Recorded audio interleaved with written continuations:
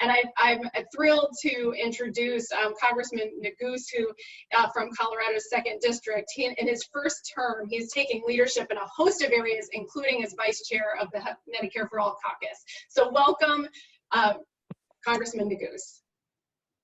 Well, thank you, Melinda, and again, apologies for my own delay here, but thank you for letting me join tonight. And you know, I'll be brief. I first want to start by thanking all of you for the work that you've done to push for Medicare for All. You know, it really is thanks to some incredible organizers and some incredible momentum that we are where we are in the House right now, and that Medicare for All really is something that is now being talked about all over the country.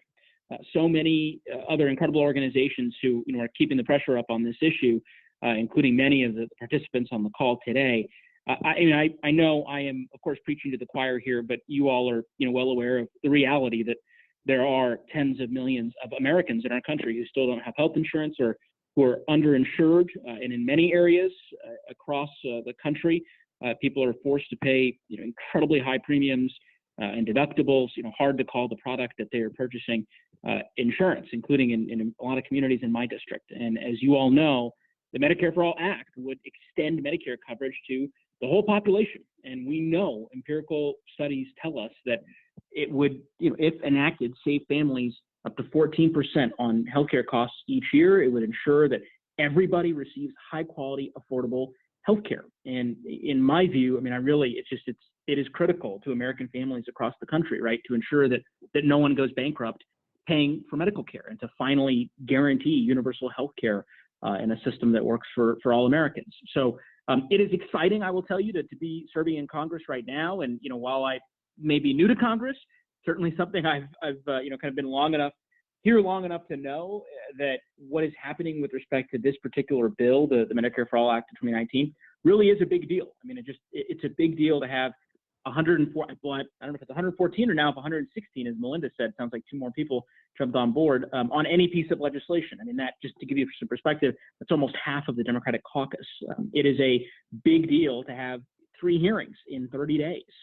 It's a big deal to have a hearing before the Ways and Means Committee, which we saw just last month. Representatives Jayapal and Dingell, who of course are have been our leaders as the Medicare for All caucus chairs, so just have been pushing incredibly hard on this legislation. And I think as a result, we're seeing some really incredible momentum, as well as, of course, from the grassroots activism and the leaders from across the country, many of whom are on the call. And fundamentally, at the end of the day, our efforts, in my view, are not going to be in vain. I mean, I think it will have consequences for a whole lot of people. And for folks back in my district in Colorado, I represent Colorado's 2nd District. So for those on the call that have been to wonderful places like Boulder and Fort Collins and our mountain communities, there are 90,000 people who are still uninsured, and there are countless more who are underinsured, folks who are basically paying more for their healthcare premiums than they are for their mortgage. And so I think, as I think about this issue, the best way I can frame it is to those that tell us that we can't afford a Medicare for All system. I would say we can't afford to let another family go bankrupt if, God forbid, a loved one gets sick. And so that's why I support Medicare for All. That's why I'm proud to be one of the vice chairs and proud to be working with all of you on this call and so many others across the country. And so I just hope, certainly that you'll have a partner in me and a partner in the other many sponsors of the legislation. We're doing everything we can to get this done, and we're going to continue to do that. And we appreciate your support. And so with that, I will turn it back to you, Melinda.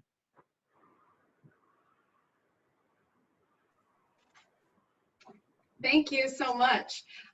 We are so grateful for your leadership, Congressman Neguse. It's just extraordinary, and really, it's the grassroots organizing that helps us get there. And I'm very excited because our next panelist has now been able to join us, and that is Commissioner Brandon Johnson from Cook County, who led the incredible effort in Cook County, the 2nd largest county in the United States, to pass a resolution in support of Medicare for All a couple of weeks ago. In our last webinar, we had Sheila Sheila Garland from National Nurses United talking about the grassroots effort to pass a resolution in Cook County.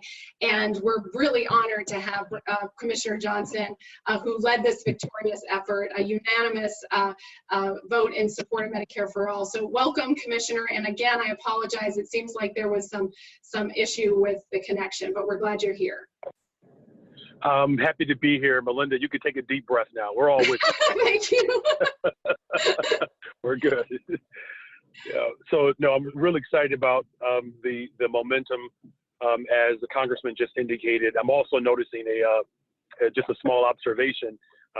I've been in office for about 7 months. I don't think the Congressman has been in office very long as well. So I don't know if that's because of our energy or we're just naive enough to believe that transformation is possible, that they put a couple of rookies out there to lead the way in this effort. And very humbled by just the organizing that has been involved. You mentioned Sheila Garland from the National Nurses Union. This issue is very personal to me. My mother died at the young age of 50.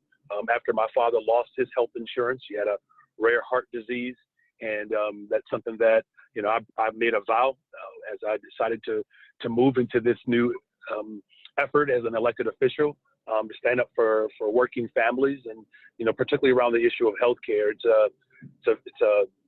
It certainly is a human right, but I think that the frame of the early part of this conversation around racial justice is also important. To highlight, just in my district alone, which services the west side of Chicago, western suburbs, overwhelmingly working class. It's definitely a Black district, and the one of the safety net hospitals in the first district, nearly 70% of the participants or the families who use the safety net hospital on the west side of Chicago, 70% of them have health insurance because of the Affordable Care Act. But also, which I think it's important to note, is that 40% of those who work at that hospital live in my neighborhood, the Austin community, which is the second largest community in the entire city of Chicago, overwhelmingly Black and working class. And so the fight to create like a real space for healthcare being a guaranteed right, I also believe it's an economic issue, because it has the opportunity not just to make people give people a shot at being healthy, but it actually can help stabilize the economy. So I appreciate all the work that you all are doing. Again, the second largest county in the entire country. We have a couple of Republicans that supported it as well.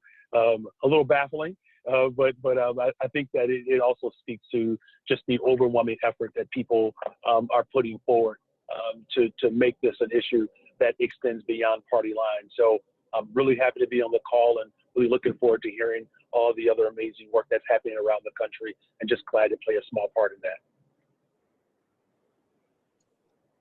that. Thank you so much. Thank you so much, Commissioner. We are so grateful, and we're grateful for all the local officials who are taking a stand and doing this, and we really appreciate your leadership, and we're honored to have you with us. So thank you so much for that. We actually also are going to have on our Medicare for All resolutions website, we are uploading the wonderful testimony from the nurses, the medical students, and Commissioner Johnson himself during the hearing for Medicare for All, which will serve as a great example for other activists who are doing this work. So thank you so much. And now I'm very excited to introduce Jessica from the Congressional Progressive Caucus Center, who is going to share with us some of the great work that they've been doing to have some messaging guidance for activists on how to talk about Medicare for All. And so I'm very excited to welcome Jessica. I will paste in to the chat some of the information that she will be sharing, and it's also available on the website. So welcome, Jessica. Thank you so much for joining us. Thank you. And for everyone on the phone, I'm sorry that I look a little drippy. It's I'm in Philadelphia today, and it is flash flooding. I got caught in the rain on the way here, so I apologize for being a bit late to jump on the call, but I'm so excited to be here with everyone.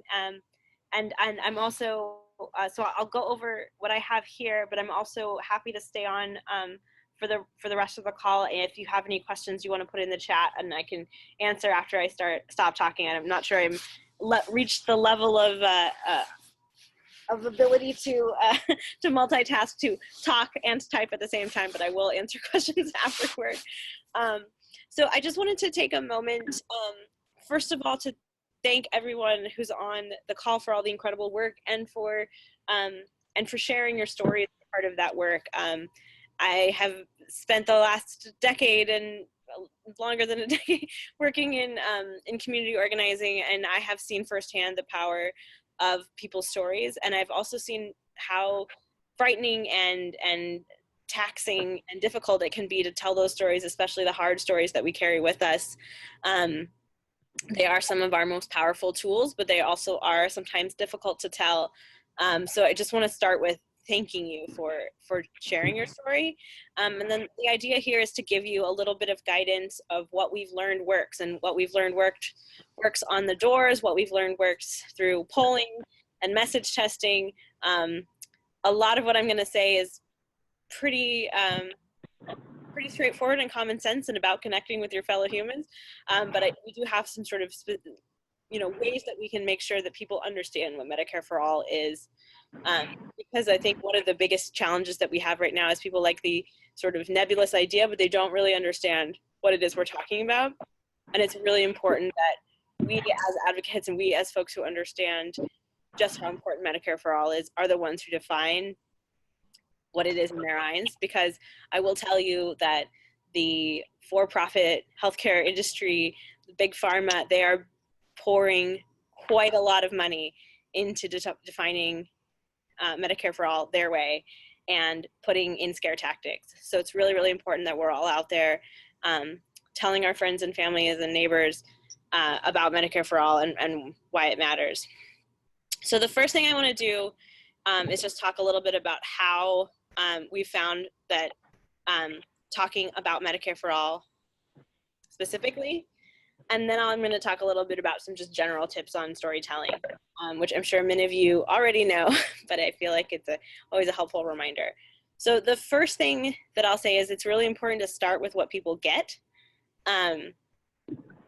We've all lived with sort of a low-grade fever about the fear of what happens if I lose my health care, what happens if this, what happens if that we can kind of cling to the crumbs that we have if we're lucky enough to have health care. And so it's really, really important that people actually understand what we're talking about. So we're talking about expanded and improved Medicare for All, no premiums, co-pays, or deductibles, all doctors and all hospitals in network for all Americans, prescription drug prices that are going to go down because drug companies actually have to negotiate, and it wouldn't just be negotiated in name only. There's actually a carrot and a stick to really make sure negotiation works. And it's not just healthcare, it's not just doctor's visits. We're also talking about dental, vision, mental health care, and long-term care. And as somebody who has grandparents in long-term care, I can tell you how important that is in long-term care, that people have dignity and have choices and are able to stay with their families if that's an option for them. So really emphasizing what is it we're actually talking about is really, really important. We also want to lead with real life stories, what people connect to. We're sort of all programmed from go to connect to stories and to connect to other people. And so talking about the real lived experience of American families, of your family, if you have a healthcare story, of your neighbor, your friend, and talking about how our current healthcare system is hurting people and what a difference Medicare for All would make in your life and in your neighbors' lives. So talking about raising money on GoFundMe, I think we've all seen those Facebook posts of we need to raise $2,000 to cover this surgery, or I need money to make ends meet to get the prescriptions I need to stay alive. We should not have to be resorting to GoFundMe to get the healthcare that we all need and deserve as human beings. And so that's really important to kind of stay with the actual impact that what we're living through now, what that has on people. No one should go bankrupt trying to save their life. People with health insurance and people without health insurance and people with health insurance are going broke or choosing between paying their mortgage or getting their prescriptions or putting off a surgery they need, putting off going to the doctor to find out news that they need because of the cost of healthcare. And that is absurd. That we shouldn't be having that happen. No one should have to go bankrupt to get the healthcare they need. No one should have to choose between making ends meet and saving their life. We're also talking about the importance of talking about Medicare for All as expanding what we already know works. So it can be frightening to take a leap into the unknown, especially, as I said, as we're all used to having this sort of tenuous relationship to healthcare and worrying about, you know, what if my job changes plans? What if I lose my job? I was working as a contractor when my first child was born. And so the day that he was born, I was unemployed because I didn't have any family leave since I was a contractor and not an employee. And I suddenly was, you know, faced with how am I going to get healthcare the day after I have a baby? No one should be in that situation. And so it can be scary, and we can tend to kind of hang on to whatever we have. So it's really, really important to emphasize when we're talking about this, we're not talking about reinventing the wheel. We're not talking about a completely new system in the sense that we've never tried this, we've never done this, it's never worked.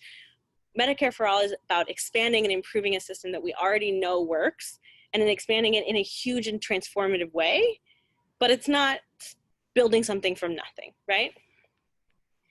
And then again, I think I already said this, but it's really important that we talk about it's not just hospital visits, it's not just the doctor, it's also your teeth, it's your vision, it's mental health care, which is huge, and it's long-term care for folks with disabilities, for our elders. It's the ability to have long-term care that you can count on, and then it doesn't mean choosing between leaving a legacy for your children or you know, getting decent care. And then also talking about, again, the price of drugs, and that would go down because we're actually holding pharmaceutical companies, you know, accountable for price gouging and the absolutely insane skyrocketing prices that we're dealing with now. Also, everywhere, everyone, every doctor. Really important, simple message, right? Medicare for All means every hospital, every doctor is in network. So there's no more worrying that, you know, if you get hit by a car, you have to stay conscious long enough to tell the ambulance to go to the hospital that's in network so that you're not crushed by medical debt. I mean, like when you say these things out loud, it just becomes clear how insane the system that we have right now. So those are kind of some of the points that we really want to be sure that we're hitting, that we're really making sure people understand what we're talking about when we talk about Medicare for All. We have there's a 2-page guide that I know Melinda will send around and put up on the website. But in there's a little chart that sort of says, say this, not this, and why. And it's just kind of some tweaks that we can make to our language that really helps kind of drive home the point that we're trying to make. So again, expanding and improved Medicare versus replacing Medicare, right? People get a little freaked out by that. We really want to make sure that people understand that what we're talking about is expanding what we know works, and expanding what's incredibly popular and you know, strong program, and making it better and making it available to everyone. Really making sure we're leaning on the terms for-profit healthcare, for-profit insurance companies, right? Because the reality is these are companies that are about getting value for their shareholders, getting profits. They're going to put their profits over your health every single opportunity that they have. And that's really important to emphasize as we're talking about the system that we have now. Again, going back to this, all doctors and hospitals would be in network. And actually that language of in network, it's sort of, you know, an industry term, right? But it's actually helpful to use because we are so used to reading the fine print of our insurance plan to find out what we can scrape by with. And so actually using that sort of terminology that the industry uses a little bit reminds people of the crazy bureaucratic hoops that we all jump through. So we think that's a really good phrase to use. And then also, again, everything is covered, the extent of what's covered, that's not just hospitals, and then saying one guaranteed plan, not one government plan. And I am of the philosophy that government is the prize and not the problem, and that this is something that we can collectively build and make our world better. But there is a reality that a lot of people are a little bit afraid of a government healthcare system. The insurance industry has done a good job of painting a scary picture for folks. And so I think leaning on that this is something that's guaranteed no matter what happens in their life. It's really the phrasing that we want to go with. And then I know I'm running short on time, so I will be quick, but just want to take a couple of minutes to talk about tips for telling your story in general, because I have seen people who are incredibly knowledgeable about the issue, incredibly articulate, when they come to telling their own story, can kind of freeze up because it's personal, right? And we can get emotional, and that's not a bad thing. But just wanted to give a few tips on telling your story from my experience. One is to get personal. It can be easy to fall back on the statistics and have all the wait times, and we can save this much, those factoids.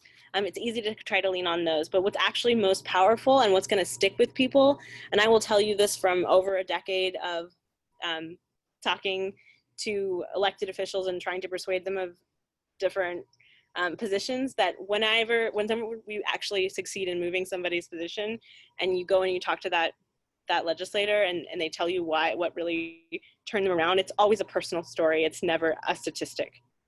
So it's the personal stories that stick with people, that we connect with. And so if you are able to, telling your own personal story is going to be the strongest thing that you can do, and really getting into the detail, being specific. It's the specific details, those like scents and tastes and smells and the real impact. So that's what sticks with people, and making that impact real and tangible. So not just saying the insurance company denied my claim and it ruined everything, but saying the insurance company denied my claim and we had to pay for the surgery out of pocket, and that meant we were late on our mortgage and we lost our house, and we defaulted on our student loans, or whatever it was that happened, right? But being really specific about that impact so people can really understand, what you went through, but you have to communicate that to other folks. On numbers, if you're going to use numbers, really sticking with numbers that people can understand. So not just saying a number, but comparing it to a unit in time, or one clinic every day, or I had to pay as much as I earned in a year to cover my prescription drugs, right?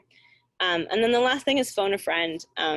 Practicing your story with somebody who knows it already can be a way to really help calm your nerves, help someone, give you some feedback, some trusted feedback, and kind of make sure that the first time you're telling it isn't in front of a lot of people, because that can be extremely nerve-wracking. So that is our sort of message guidance. We made a nifty little handout for you to use and have those reminders. If anybody has any questions, I saw a few folks chatting in the box, but I can't I can't talk and read at the same time. So I'll go through and answer any questions I see in here. But thank you so much for having me on, and thank you again for sharing your stories. Thank you so much, Jessica. I think it's extremely helpful, I think, for the activists who are on this call, who are really doing building up support for Medicare for All in their communities to be able to use this. So thank you very much. I did post several times the link to the document in the chat, so please take a look at that, and we will also make it available, and it is on the website. I know we're running short on time, but we have a lot of really great updates. The next person I want to invite to speak is Tracey Corder, who is with the Center for Popular Democracy, which is a really important part of our coalition and member of our coalition.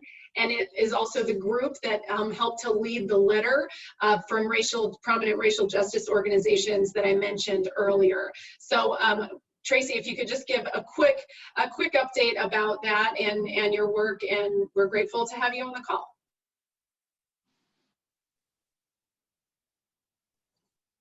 Tracey, it looks like she may have dropped off. I don't see you anymore, Tracey. Okay, why don't we just, if Tracey gets back on, we will include her. So at this point, I'm excited to turn it over to Brittany, my colleague who was thrown into the lion's den earlier when I was dealing with the technical difficulties. But Brittany is our organizer with the Medicare for All resolutions, and she has been talking with folks all over the country and will introduce some of the great activists who she's been working with and who are doing great work. So Brittany.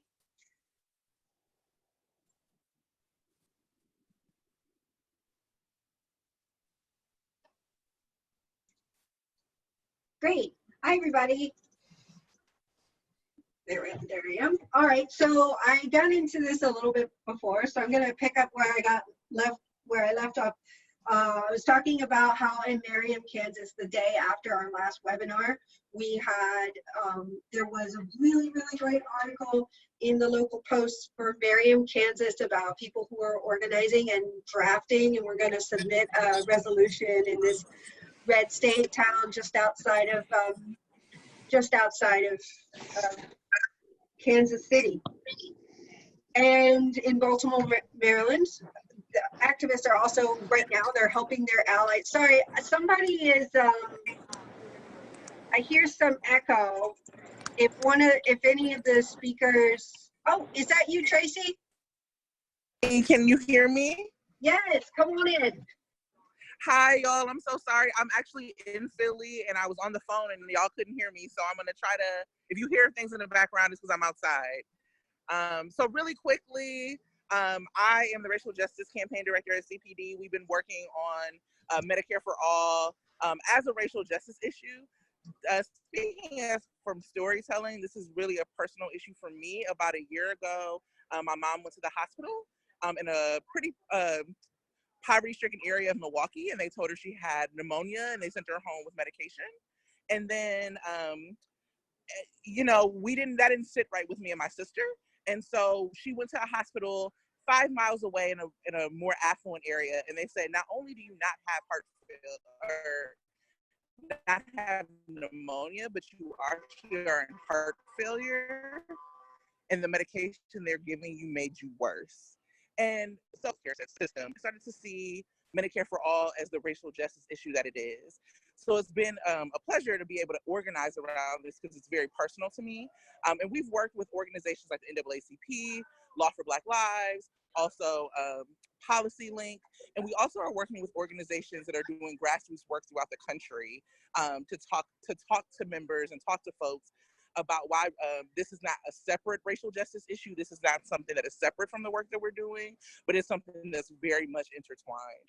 So I know that I think we're over time, so I'll just say if you want to sign on to the letter, if you know people of color-led organizations that also see Medicare for All as racial justice issue, or who want to talk about Medicare for All as a racial justice issue, have them contact me. It's T-Corder, T-C-O-R-D-E-R @populardemocracy.org. Would love to talk more with folks about that and really see how we can bring everybody's voice into this fight and really build the big, broad coalition that we know we need to win. So thank you.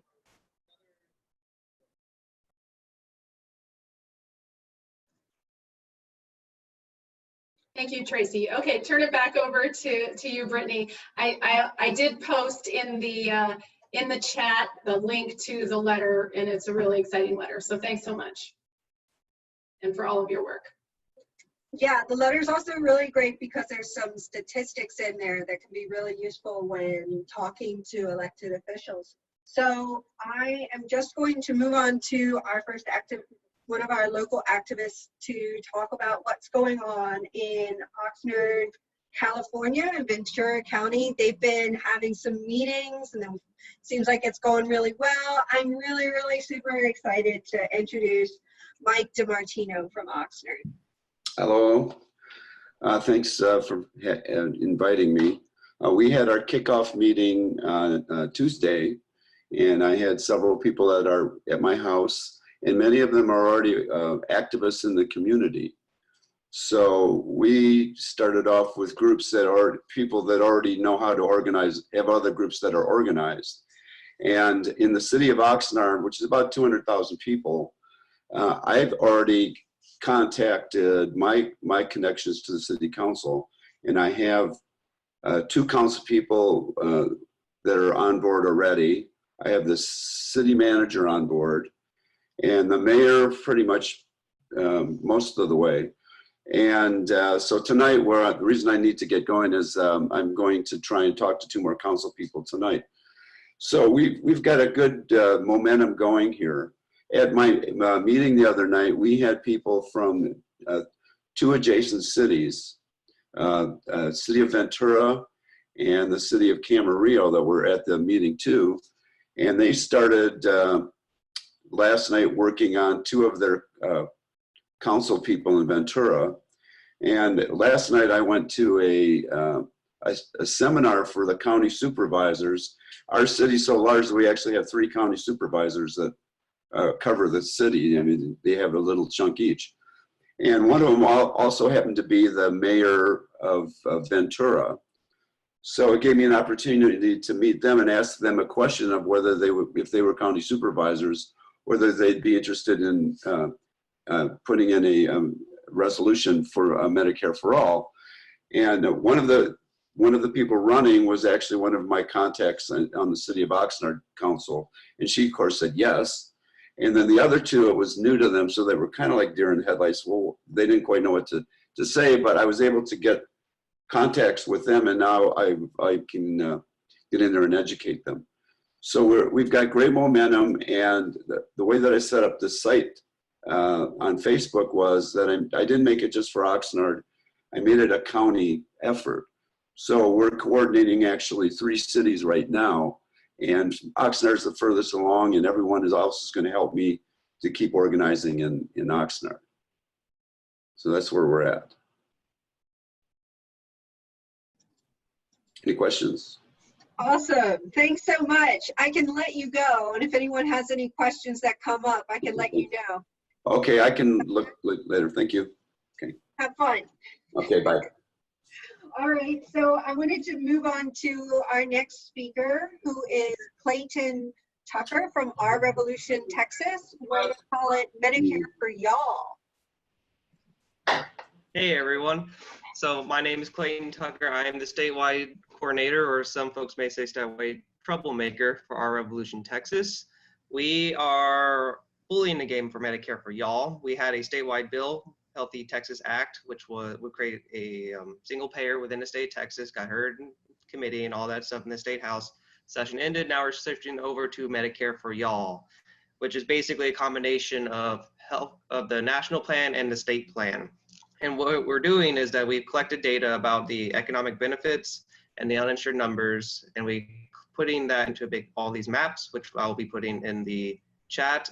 And we are doing with resolutions is that we are creating custom resolutions for all of Texas's counties. And you never realize how big Texas is until you have to make 254 individual resolutions for 254 counties. And these resolutions are very detailed. They're very county specific. They go into, this is why we need, this is what Medicare for All does. This is why single payer system is the best option. These are how these things are related. And this is the benefits we shall see. And I'm going to end this with a little story about how we can use this, or how we have used this in Texas. Commissioner Jim Hightower, myself, and Mac Martinez went down to a county commissioners meeting in San Antonio about maybe a month ago. And we were meeting with the South Texas Association of County Judges and County Commissioners. Very big, very influential group of county judges and county commissioners of roughly everywhere south of San Antonio and west of Dallas. Now, as a reminder, at least in the state of Texas, county commissioners are the ones that deal with county budgets. They do with roads, they do with healthcare, everything like that. And we're talking to them about Medicare for Y'all. Like, look, this is what it's going to do for you. This is how it's going to make your life easier as a county commissioner. This is how it's going to improve your schools, how it's going to improve your roads, everything that you have to do. And after talking to them a bit, they unanimously endorsed Medicare for All. We got them, and now we're moving over to all the other big cities and also rural areas where you have to make sure that we go out there as well. And with 107 rural hospitals closing, we think Medicare for Y'all could sell really well. So that's what we're doing. I will be putting information for the Healthy Texas Act down there. And if you're interested in helping us out or looking at these resolutions, just let me know. Thank y'all.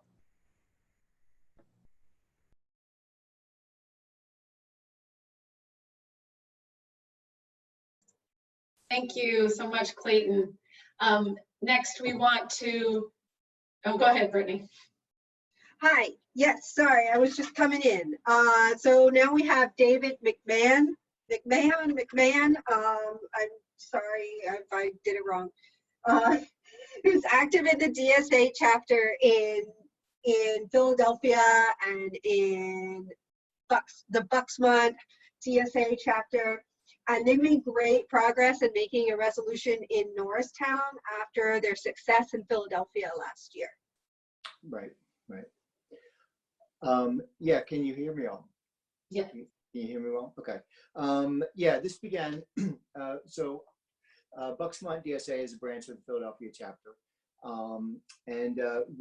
modeled, I guess we began last January, we're modeling the resolution idea for Norristown on what we were able to pass in Philadelphia last year, about March of 2018.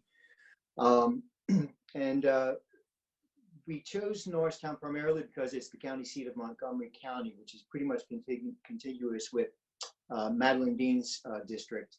And she is a congressperson who has not signed on yet to Medicare for All. So we're hoping to use this as part of a pressure campaign, as well as building awareness for Medicare for All within Montgomery County and Norristown in particular. So there's been a number of strategies and tactics that we've used along the way to help get out word about this. We've had really extensive coalition building going on leading up to it as well. In Philadelphia, some of our other coalition partners were Healthcare for All PUA, which is the statewide level of a legislative model for a similar Medicare for All idea. We had some support from unions in Philadelphia, Unite Here, which is a hotel and hospitality industry, nurses, Pennsylvania, and PASNAP, Pennsylvania, staff nurses and allied professionals. We had Brotherhood of Maintenance of Way Teamsters, who are railway workers, so really broad coalition. And it really ended up sailing through Philadelphia Council very easily. So we took that model in Norristown, again, as part of the overall idea of having a pressure campaign from Madeline as well. And so we began ours probably back around in January. It was the first strategy sessions to start the idea. And we're at the point now where we presented, we proposed the idea and have created our own draft language, resolution language as well. And we submitted it to council, made a presentation at an open hearing June 18th. We're waiting for a vote, which is probably going to be the first week of August 7th. And so now we're in the stages of developing a publicity campaign for this. Speaking with some of the council members who we met at the 4th of July block party, it seems like it may be close to unanimous or actually unanimous vote in favor of this resolution. If that's actually the case, that would be really an excellent result, and then also excellent for the next step in providing pathway for other townships around us too, who are beginning to hear what we're doing here, and they want to do it in their towns as well. So we, in Montgomery County and Congressional District number 4, we want to just start taking this idea town to town. So that's kind of where we're at with it.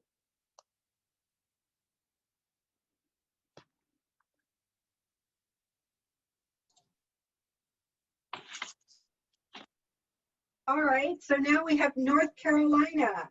Rebecca, can you give us an update on the great work that's going on all across your part of North Carolina? It's another healthcare for y'all. Yep. Maybe one's healthcare for all y'all and one's healthcare for y'all, but Yes, we are. I'm Rebecca Cerise. I am in a group called Healthcare for All, y'all. We are a passionate group of activists who our mission is to activate and educate ourselves, our peers, and our legislators about why improved Medicare for all is the way we really need to go. Along those lines, we have created some amazing educational resources, including a one-page fact sheet and then a congressional packet. They're all very well. They have a lot of pictures, so it's not just words. So you can check all those out at healthcareforalyall.org. Getting to the resolution piece. So we live in a really liberal part of North Carolina, Orange County, and we have a Democratic Congressman, David Price, who we have been pushing to be a champion for this, especially since he's in a very safe district. He finally had signed on to the old Bill 676 after a lot of pressure, but when 1384 came out, he was, very hesitant to join as a sponsor. So one of the things that we decided to do, besides just putting pressure on him in general, and every time we would see him to talk about this or ask him questions about it, was to go around Orange County. So we have the town of Carborough, the town of Chapel Hill, the town of Hillsborough, and then we have county commissioners. So we decided to submit resolutions to all four. The idea was if we can get all four of the things in Orange County to pass these resolutions, and that could be additional pressure on David Price.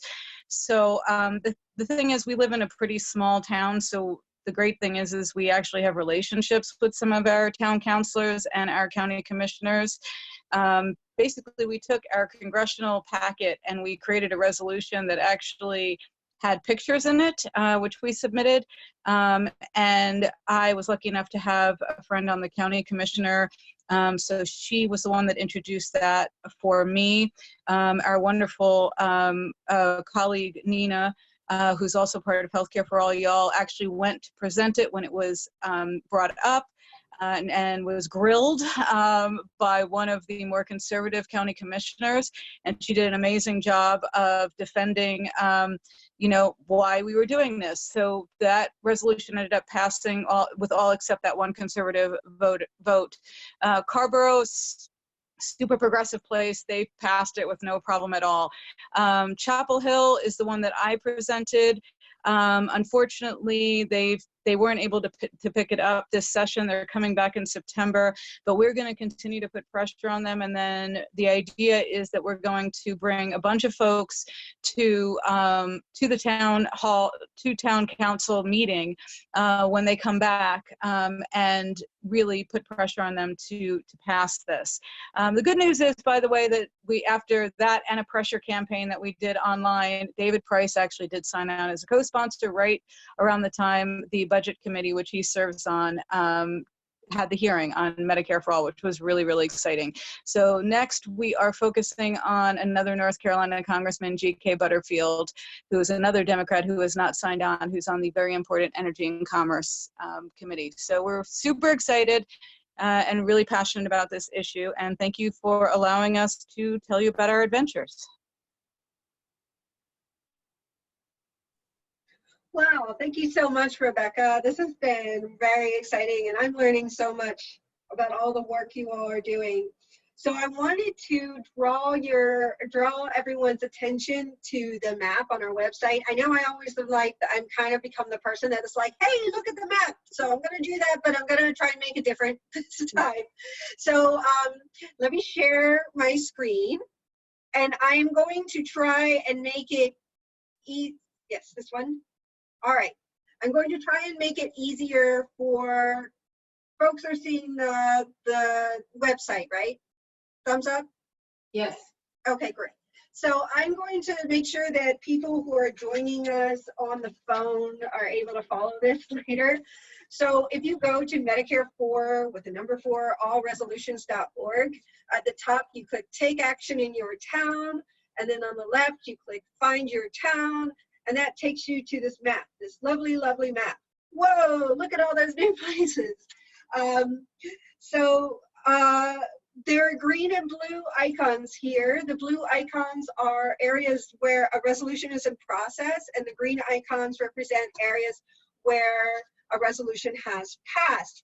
So one of the things that many activists have found helpful now that they're entering into this new phase of writing resolutions to introduce to city councils is this tool that allows you to read the resolutions that have passed in other cities. So let me show you how. So for example, let's click on, I don't have, that's the only one I don't have. Let's click on Chicago, which it says Chicago, but it's actually Cook County. So I'm gonna click on this text. Yes, I do wanna go there. Take me there. All right, here we go. Here's the resolution right here. So this is really useful. We have it for all the other cities. Here's the Detroit resolution. Yes, I want to go to Detroit. Come on. Here's the resolution from Detroit. So this can be really, really helpful in helping you organize and write your own resolution. Now, there is also the sample language that we have. So if I'm looking at the website, if you're on the phone, I'll describe it this way. On the website, at the menu on the top, there is a link that says Tools for Activists. And then if you go down to plan a meeting with your council person, there is, in the middle of the page, there is a link that says sample resolution language. So that's our basic sample. So you can use both. And different cities have adapted this in different ways. Some have basically used this template here, while others have added local examples of how Medicare for All will benefit the community specifically. So that's it for my time to talk, but if you have any questions about how to draft a resolution, please get in touch. My email is bshanahan, BSHANNAHAN @citizen.org, and my phone number is 202-588-7719. Melinda or myself will share this information in the chat, and we will also include it in your notes. Call me anytime. I'm always super happy to hear from you. Send me some candy from where you're from if you want to do that, but until next time. Thank you so much, Brittany. And I am so inspired by all of the activists who spoke in addition to everyone. Thank you so much for the work that you're doing. It's so strategic. And it's really inspiring, I think, for everyone around the country. Again, our goal here is to pass hundreds of these, and I believe we really can do it.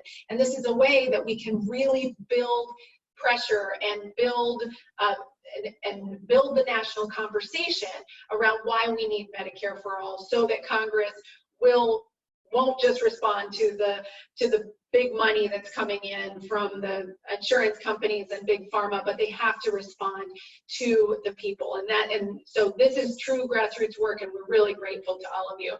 And we wanted to respect the hour. I want to once again say that we hope that these webinars are useful to all of you. For those who are very active and those who are just getting started, we want there to be something for everyone. If you are, I've seen in the chat a lot of engagement, other people who are doing work, and so please let us know if you want to present about your work, so that we can all learn from one another and be inspired to keep going. So please email Brittany, let her know if you'd like to present on our next webinar. You can mark your calendar now. We will update the website. It will be, because of the summer months, it will be August 14th. It will be 1 hour later than this call to coincide with PDA's monthly health call, so August 14th. And please don't forget to look at the map. Sign up if you're close by any of the efforts underway, or let us know if you can add another dot to the map, because this is how we are going to continue to build the momentum. And we are really grateful, and I thank everyone for all of the engagement and excitement